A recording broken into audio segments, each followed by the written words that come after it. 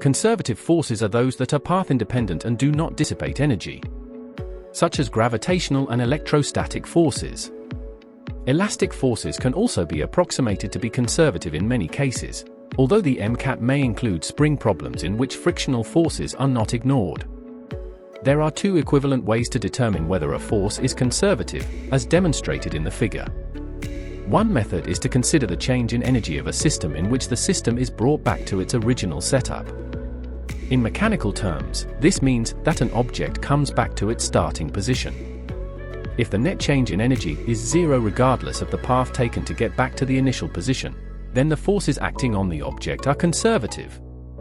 For example, an object that falls through a certain displacement in a vacuum will lose some measurable amount of potential energy, but will gain exactly that same amount of potential energy when it is lifted back to its original height, regardless of whether the return pathway is the same as that of the initial descent.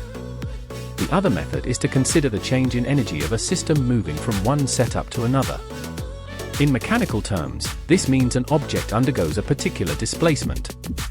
If the energy change is equal regardless of the path taken, then the forces acting on the object are again all conservative. When there are no non-conservative forces acting on the system, the total mechanical energy of the system remains constant.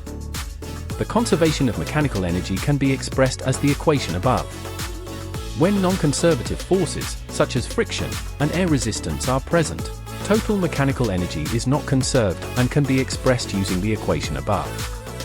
Where W is the work done by the non-conservative forces, only the work done by the non-conservative forces will be exactly equal to the amount of energy lost from the system.